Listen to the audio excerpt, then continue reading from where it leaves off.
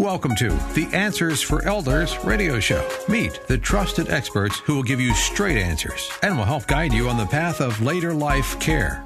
Now, here's your host, founder, caregiver, and CEO, Suzanne Newman.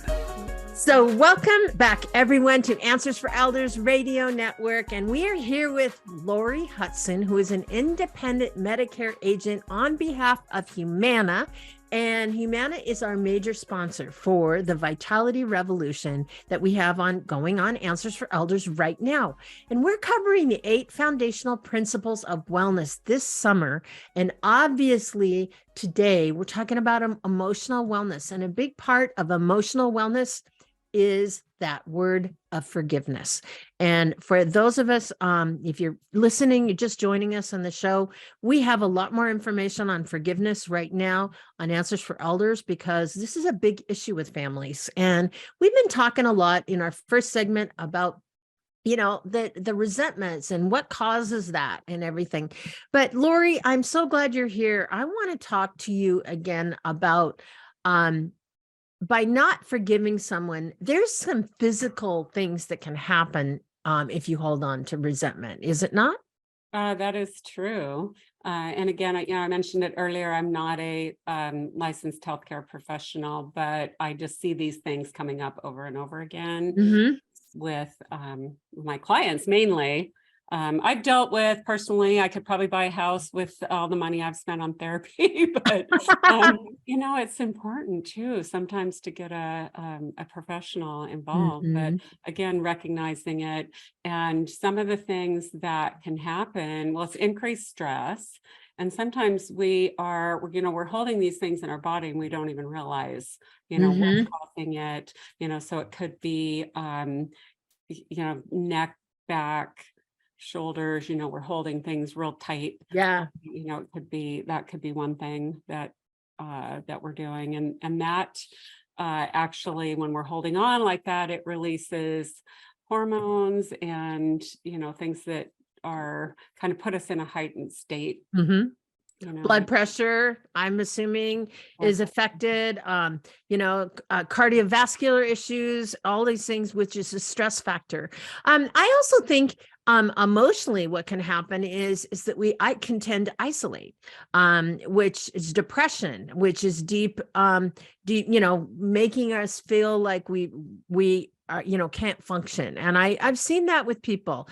They may feel unworthy because they're angry. There's a lot of feelings that obviously come forward. What do you think about that?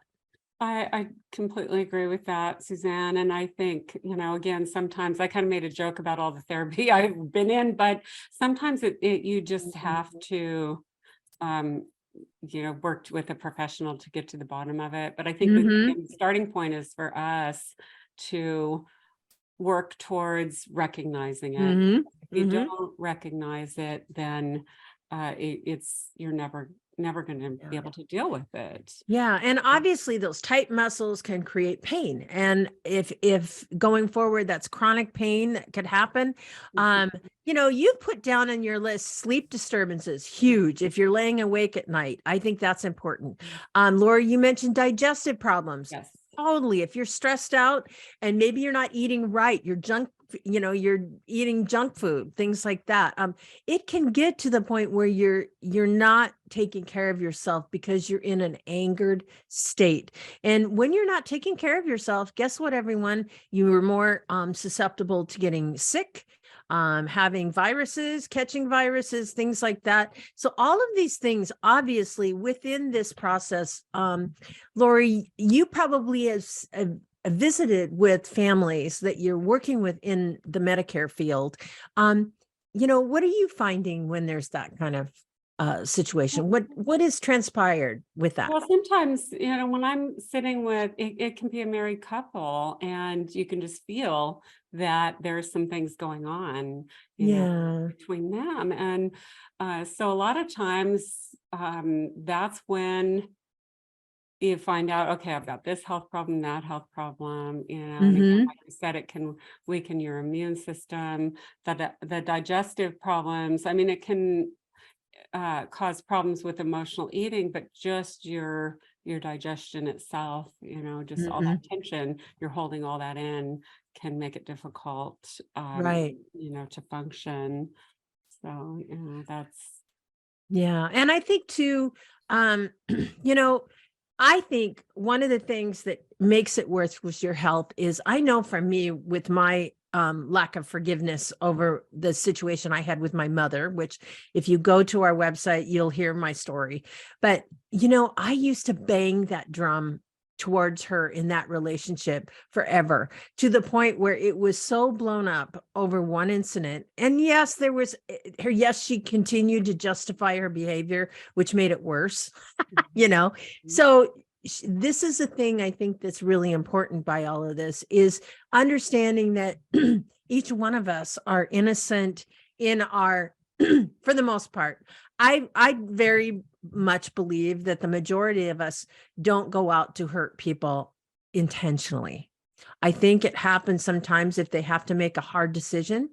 It happens sometimes if they made an unconscious decision, things like that. But what happens is we don't communicate, and right. all of this stuff just pulls into our system. It tightens up, and it definitely does creates tightness in our body and in our attitude, and that tightness can come out as anger and as mistrust and and jealousy and a million different types of experiences in our lives that doesn't necessarily help us become better human beings in the overall picture. And I think it affects our relationships everywhere. And that's something that, we should talk about. I obviously, Lori, you had a previous marriage, you've touched on it, but you were able to forgive because you now have a great marriage. And that's, I think, something that you can take old resentments and move it into positive ones. Can you not? I really believe that. And, there's so many things that go into relationships, and, compatibility can be a big issue. But, when someone betrays you, and I really did feel like it was a betrayal, it can make it difficult to trust other people. And I went through a lot of physical stress over that too. I did. But I think, yes, when you, and again, getting professional help really made a difference for me. But then meeting this wonderful man just made a huge difference. And for me personally, I did a lot of journaling. I spent years just journaling. And, one of the things I journaled about was, what kind of man do I want to be with? What are the qualities that I'm looking for in a person, and focused on that rather than focusing on what I felt like was betrayal. And certainly, Lori, within, this process, certainly for you, I can only imagine that you've been, you've seen different aspects of your life as you've gotten the tools to work through this. And so we're going to talk a little bit more this hour about those tools, about forgiveness. And Lori and I, again, are coming back right after this.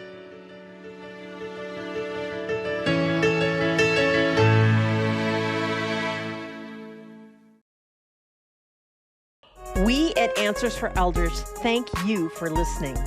Did you know that you can discover hundreds of podcasts in our library on senior care? So visit our website and discover our decision guides that will help you also navigate decision making. Find us at answersforelders.com.